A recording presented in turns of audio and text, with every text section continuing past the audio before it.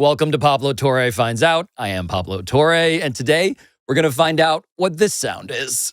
In January of this year, I took Ron's ashes up skydiving.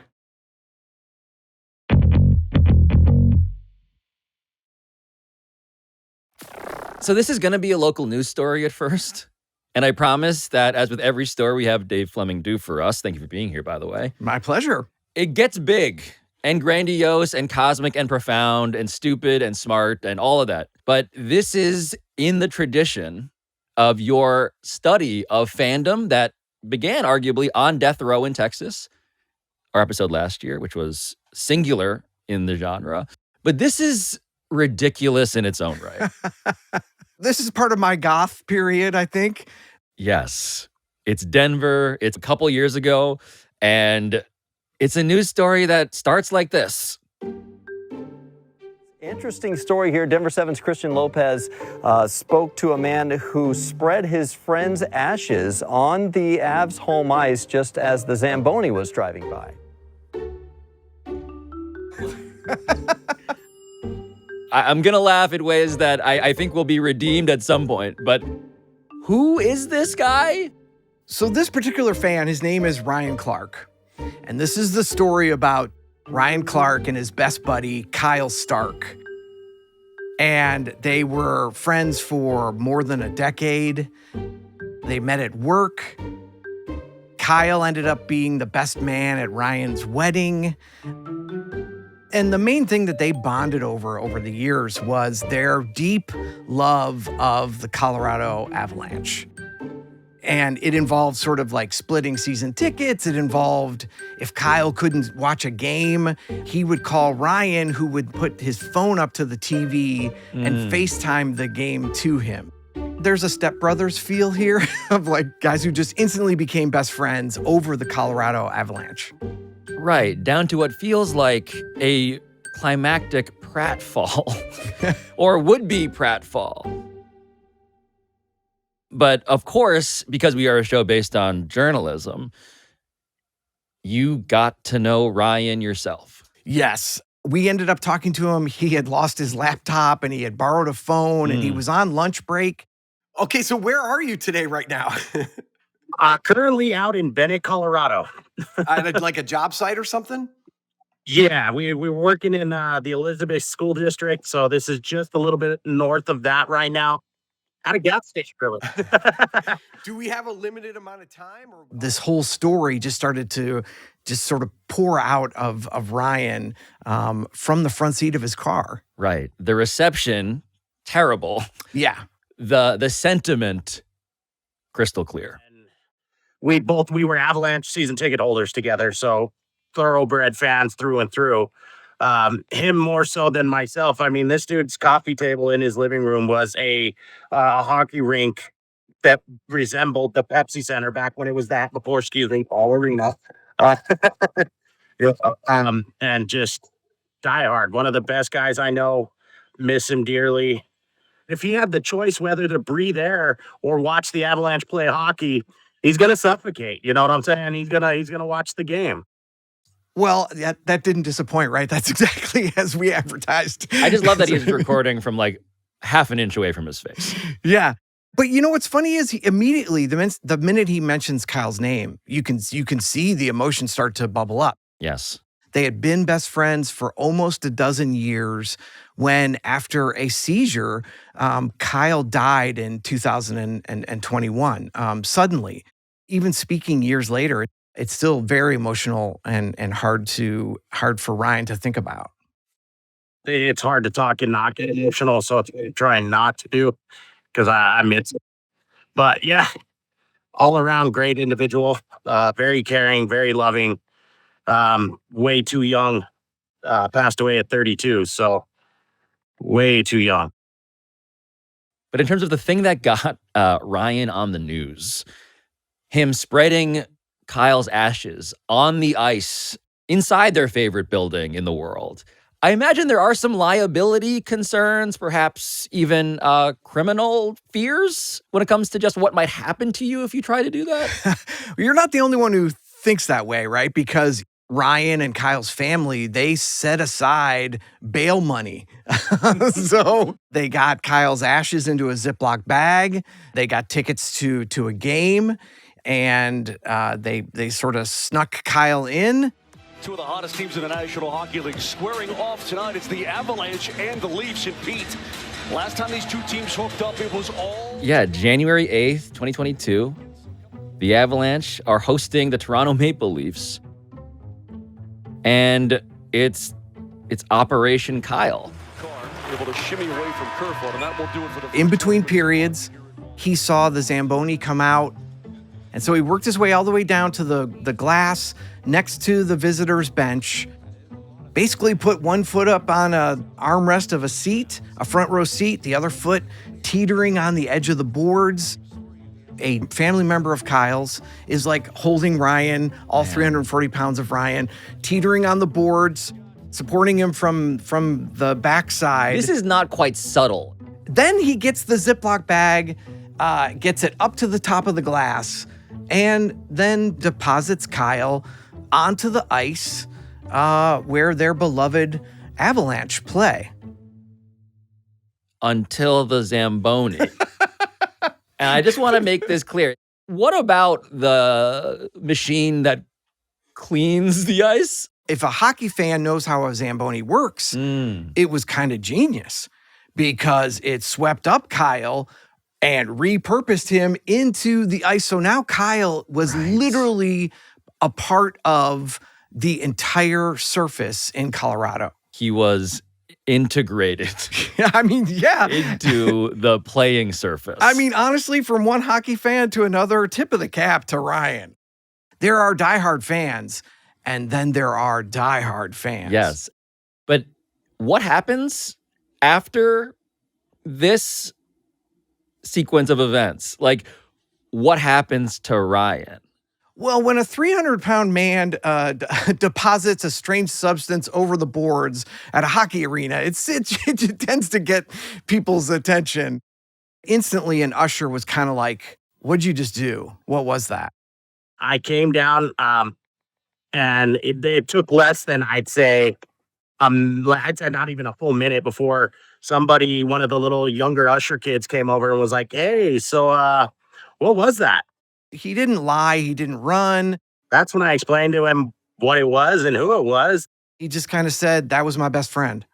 He's like, and I just put him on the ice.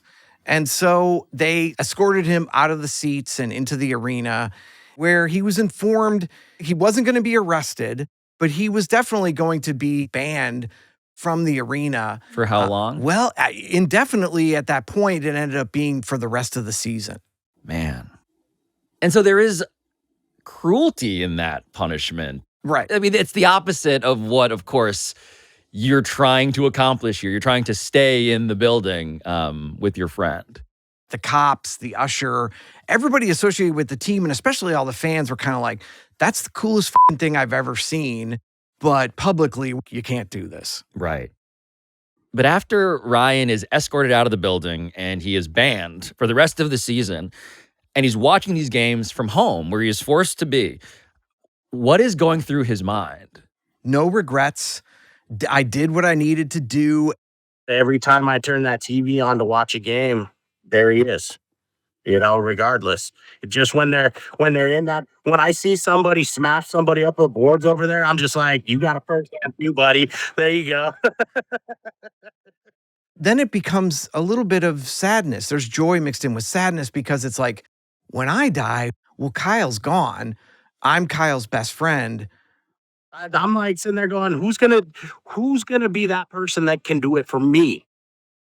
And the thing that makes Ryan's story a story for us in this special way is that it becomes very clear, Flem, as we assign you to look into this story. While Ryan Clark is still searching for his own caretaker in this regard, there are so many other Ryan Clarks. There is an avalanche of ashes coming, as it were, to your favorite sports arena, your favorite field, your favorite racetrack. It's coming. This trend is happening as we speak.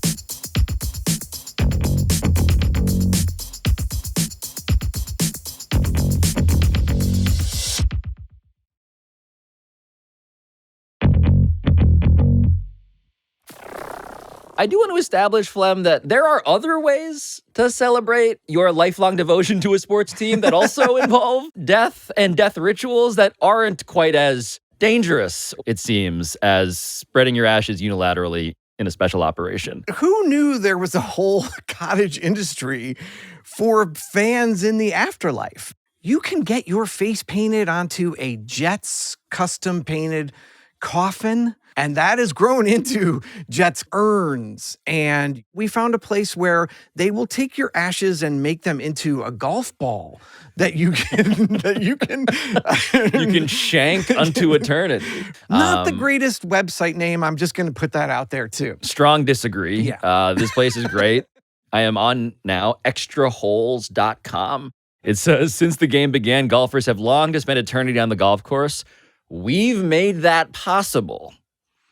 You hit the ball, and spoiler alert, the ball bursts into, quote, several pieces, releasing the ashes into the air for a short distance before settling softly onto the ground. So this is not quite the long drive competition. Oh, okay. So it's Or maybe it is, in fact, the longest drive in a certain Eternal. sense. You are, again, integrated into the surface.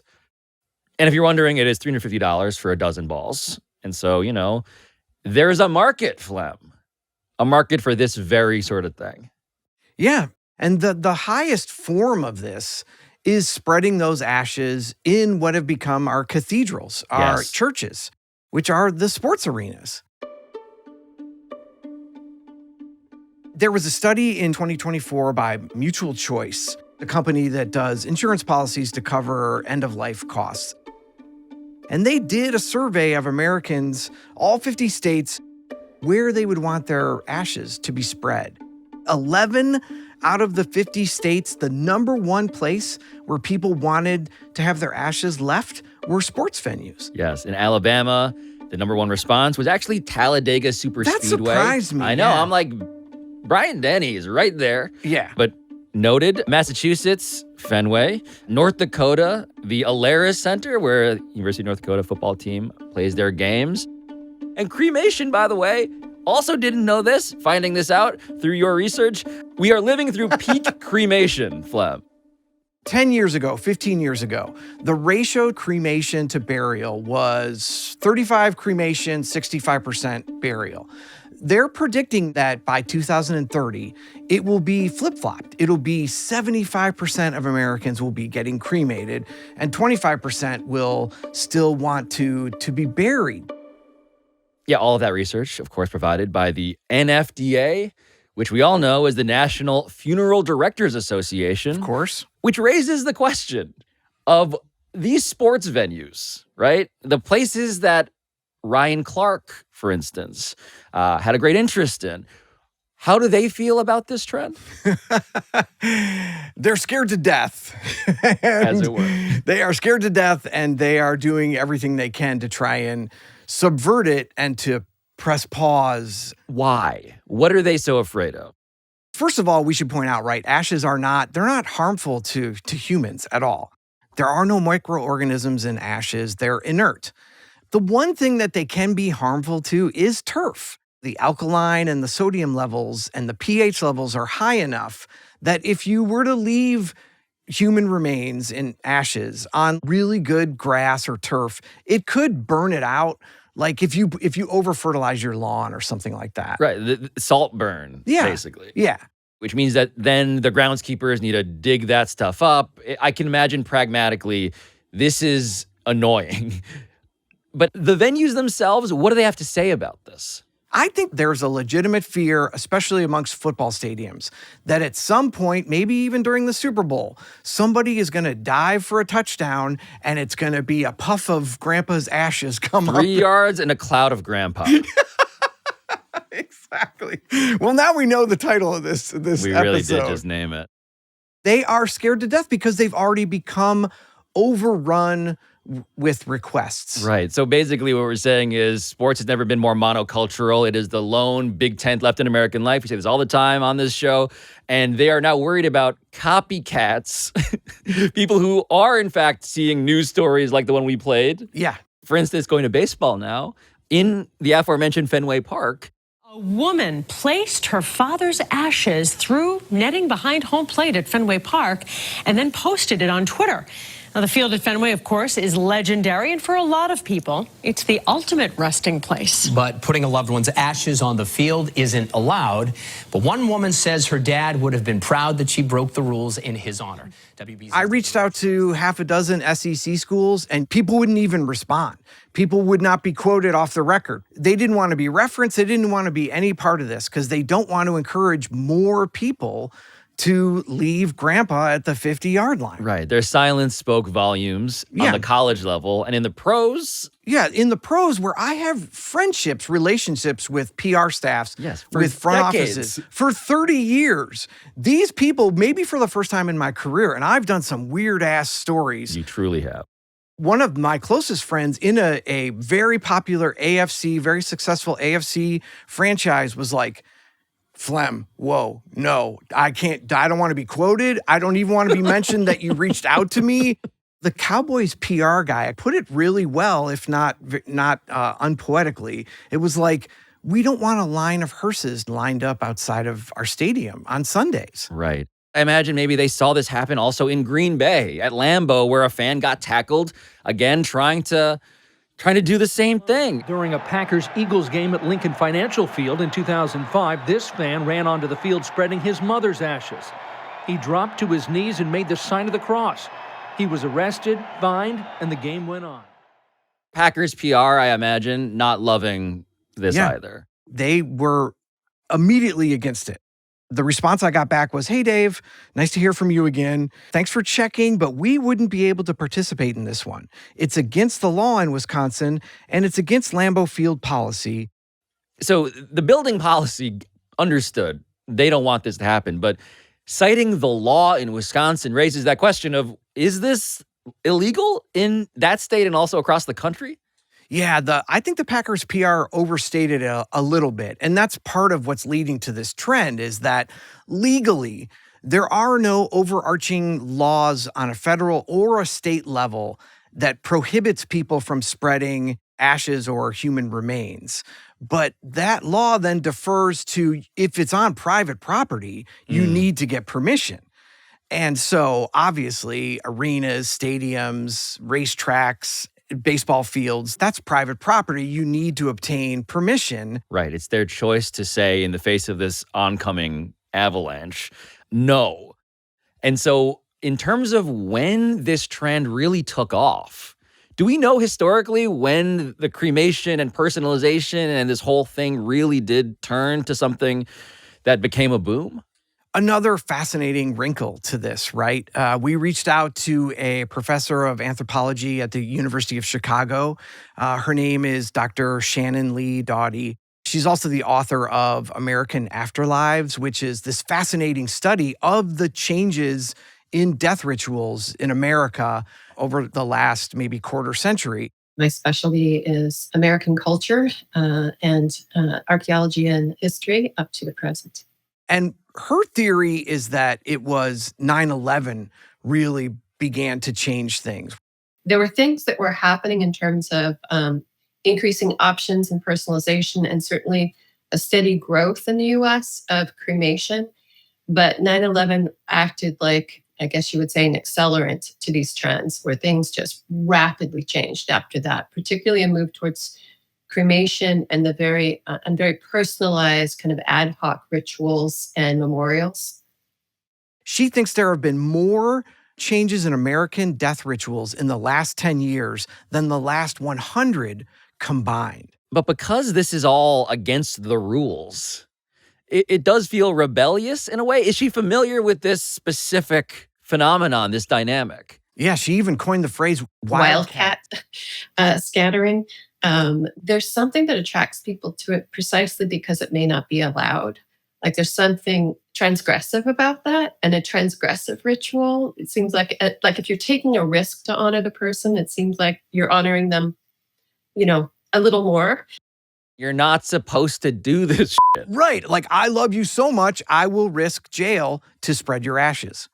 It's one of the strongest urges that we possess as animals, and sports more and more is the only place that people can turn to fulfill that psychological need. And I think the fact that someone would choose a sports venue as their final resting place, or that they would risk to do that for someone they loved, it proves that this isn't a theory. This is happening. It's happened.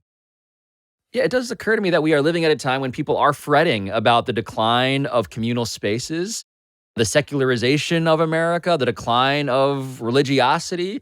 But the thing that no one is worried about from a market perspective and a popularity perspective is sports, and post-pandemic especially. It does feel like an arena full of people is our house of worship. It's never felt more special, actually. 100 years ago, about a French anthropologist, sociologist named Emile Durkheim called this feeling that we get when we're experiencing a spectacle in a group of people where everybody's in one space and going through an experience of awe or elation together. And he called that collective effervescence.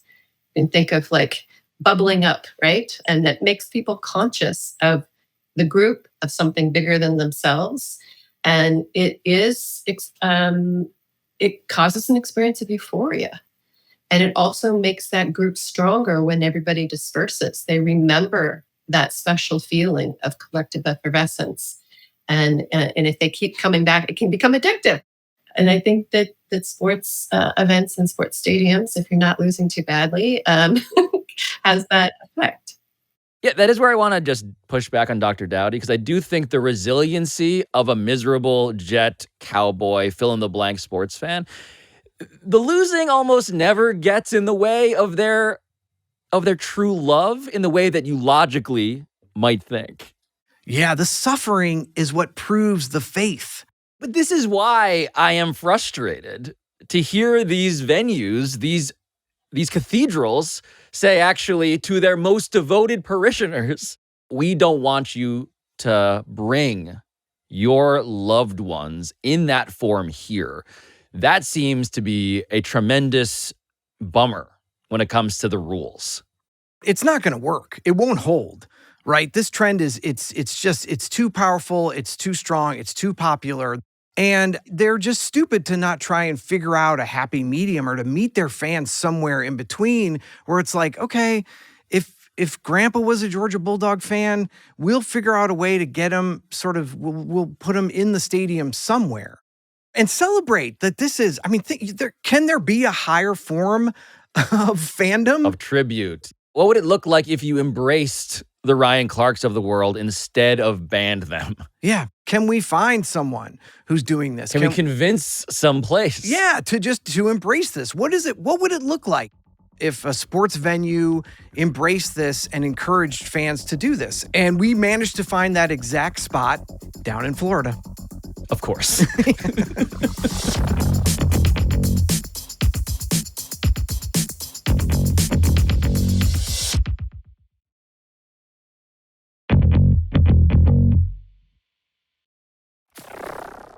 So what cathedral in Florida, Flem, agrees with our sensibility here at Pablo Torre finds out? So we found Wayne Estes, who is the president and general manager of Sebring International Speedway in Sebring, Florida. Hello, everybody, and welcome to a packed Sebring International Raceway, the original home of Formula One here in the US, and of course down through its considerable history since the 1950s has been a mecca for sports car fans, drivers, and teams. Yeah, and this track, by the way, in Sebring, Florida, America's oldest road racing track, but all sorts of races of all kinds are held there and have been for decades upon decades. And accordingly, they have a very different policy toward their fans and toward their fans' ashes than, say, the Colorado Avalanche. You get the phone call, and they almost always would start the same way. It would be, I'll bet you've never had this request before, or this is going to be a very unusual request. And almost every time someone says that to me now, I think, I got a feeling this is someone who's lost a loved one and wants to distribute the ashes here. We need way more Wayne in the sports world. And one of the things he immediately talked about was, why wouldn't you do this? to me, it was a tremendous compliment to the venue, to the racetrack, to the event, and I still see it that way here at Sebring as well. It's a tremendous compliment that a place has that kind of passion, that people have that kind of passion for the event, for the venue. And that first time, I didn't ask anybody. I just said, "Yeah, we'll make that work. We'll go wherever we have to go. Where do you want to go?" And accordingly, they have a very different policy toward their fans and toward their fans' ashes than, say, the Colorado Avalanche. How do you turn somebody away that makes that request? I mean, it's just a phenomenal honor that anybody would ask that to make that kind of a gesture at the venue where you're promoting events. So Wayne has had as many as 3 cremation ceremonies in a single weekend. And people, Bit of a pileup, yeah, potentially. Yeah, and it's funny. Some people want to go in a turn. Some people want to go at the start-finish line. Some people want to go in pit row. And Wayne accommodates it all. We took to his attitude right away. And I stayed in touch with Wayne, as the PTFO death correspondent. Yes. That's part of my job. This is your beat. Yep. And Wayne, God love him, reached out a couple days later and said, I was just contacted by another fan who is hoping to spread her husband's ashes at the track. And of course I asked if I could tag along. And of course, we assigned you to go down to Florida. Get to Florida, Flem. Who were you there to meet? So we got to meet this lovely woman named Edna Smith, who was at the track to remember her late husband, Ron, who loved all things racing, all things cars, all things mechanical. He always was very avid about air and space and cars and fast cars. We probably had, in his lifetime of cars, he had 30-some cars, and my friends could attest to that, and they were all very unusual cars and fun to drive. Did he have a favorite car? A favorite kind? Yeah. He had an E-Type Jaguar XKE. That was a nice car. That was probably his favorite that he ever had. So you were married to James Bond, is what you're saying. Or wannabe. So as we're watching Edna stand on the track with you, whose idea was it to scatter Ron's ashes across the track? She wanted to do something that honored him, celebrated his life, the things that he loved, but then also would give her a eternal connection to him, that she could watch races there, she could return to the track and always be sort of closer to him. So it was Edna's idea. The ashes sat for a while before I, thought about what I could do to, in honor of his memory, and the first thing I came up with was to go skydiving. So I did. In January of this year, I took Ron's ashes up skydiving, and I was really, really nervous, but it was the mission accomplished. I was just covered with his ashes all over me because the wind blew the wrong way, and it was like, oh my heavens. But it was awesome, really awesome. And then I still had half of his ashes left, so I'm thinking, what else can I do? And my friends kind of helped me with the idea of the Sebring racetrack, take his ashes over there. And to be clear, we are honored that she allowed us to be there for it. Yeah. I mean, it was, we were sort of humbled by that, and we approached it that way, that we were there to observe and to not get in the way, and we understood that this was a very sort of important, solemn moment. Yeah, and I want to make clear, too, that one of my real joys on this show is to send people out into the world, you often in specific, and then finally find out what this religious, profound ceremony for Edna and Ron was like. And so I have not seen this video yet. So let's hit play.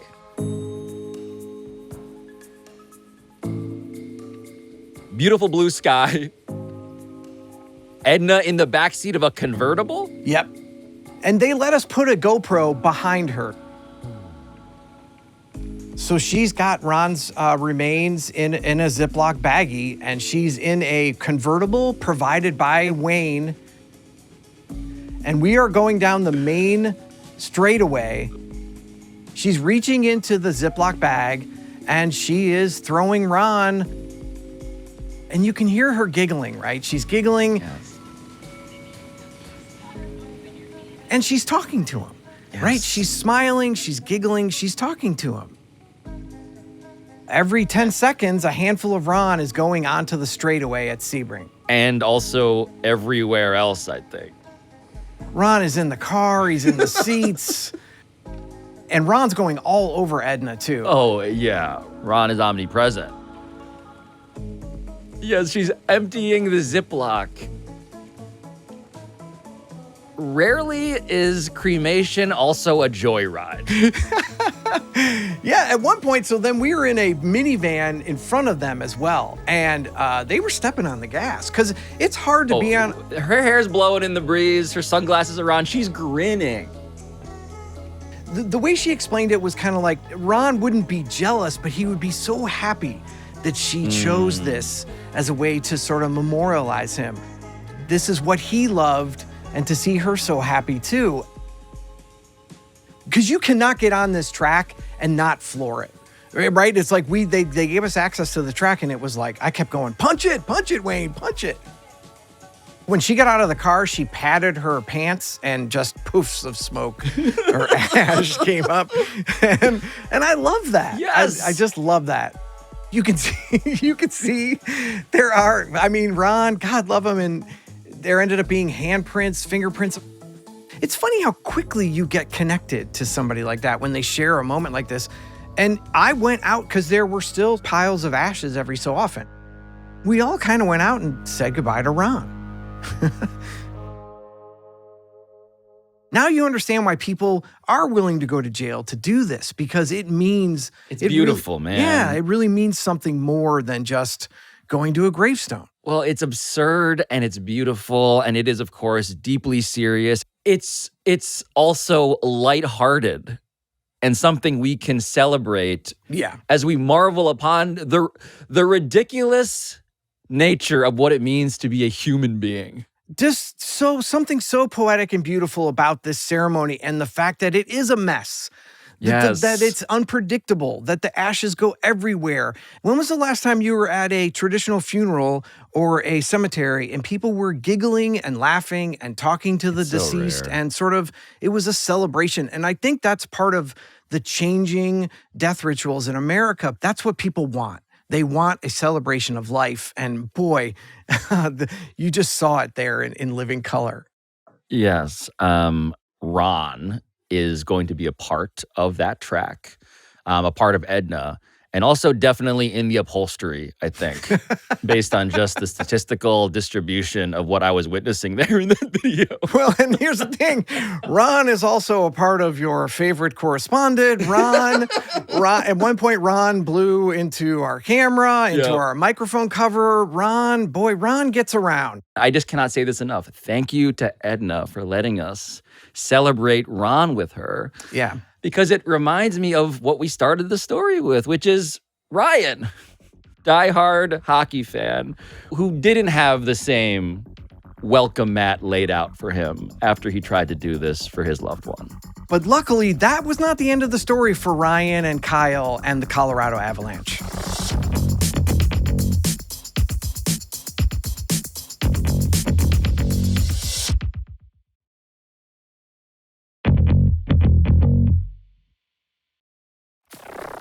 Okay, so now we're back in Colorado, Flem, with the story of Ryan Clark and his best friend, Kyle Stark.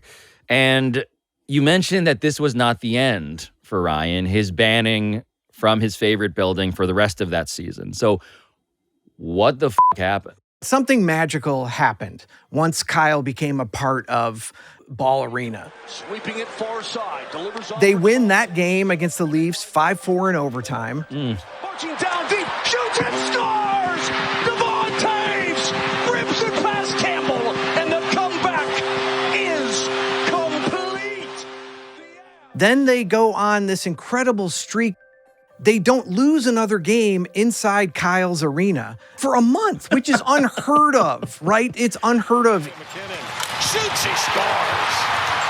The Avalanche beat the division rival Minnesota Wild 4-3 in a shootout at Ball Arena. Terry Pat scores. Landeskog, the overtime winner.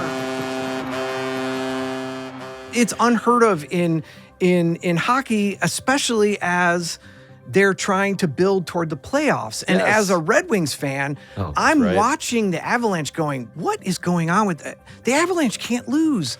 Here's Makar, loose at goal. Arturi Lehkonen has scored. He sent his team in overtime to the Stanley Cup final. All I can think about, of course, is that Ryan can't be there. He's at home watching all of these games. He cannot witness the streak because he's been banned. But, I think in Ryan's mind, it's perfect. That's my boy helping him out. That's all I can say. That was an extra body power play. So you're going, you're going 6 on 4 as opposed to 5 on 4. And everybody in that corner, he's grabbing their legs. Yeah, hold on, bud. You're gonna stay here.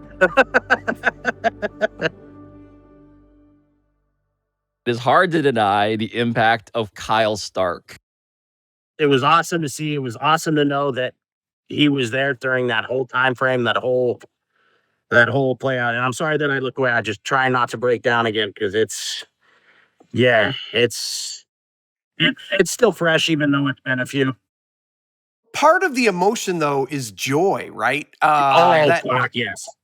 Yes, absolutely, yes. Like when they dropped that banner, I wish I could have been there for that game because they should put Kyle's name on the bottom of it, or at least his initials on the cup in the corner, Like, what is this KS? Don't worry about that. Just hang it in that, take that layer off, put a fresh one on.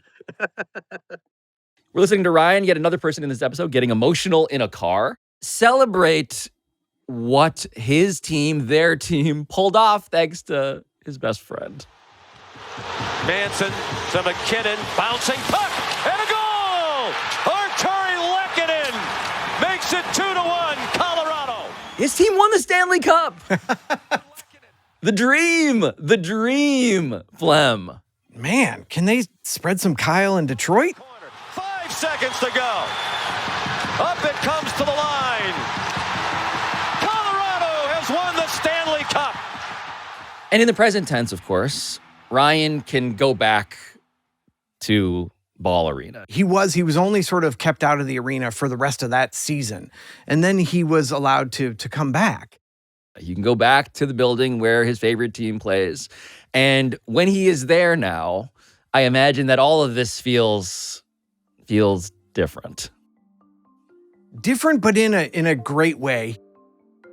And so now every time, again, you saw it with Edna, you see it with Ryan, he feels Kyle's presence there. He talks to Kyle when he's in that arena. He's got a place where he can sort of visit his friend forever now. And I am just left at the end of this episode wondering about that question, which is when Kyle said, I'm like sitting there going, who's going to be that person that can do it for me? When, the biggest question posed in this episode, maybe. Yeah, I think what we've discovered is there's now a new highest form of friendship and fandom. Absolutely. Right? It's like somebody willing to spread your ashes, wildcat spread your ashes at your favorite sports arena. But as for Ryan, it's a little bit sad, right? His person is gone. He doesn't have a person to spread his ashes. And so as the official, now lifelong PTFO death correspondent, I went ahead and volunteered. Right here, Ryan, I got you. I got media credentials. I'll put you wherever you want to go. And I know we're joking and laughing, but at the end of this process, I got to tell you, I'm 100% serious. I will be there for Ryan when he needs me. Dave Fleming, I have never doubted your sincerity on these assignments, and I already, whenever it needs to be, long into the future, I am ready Well, we're going to turn you into golf balls, Pablo. So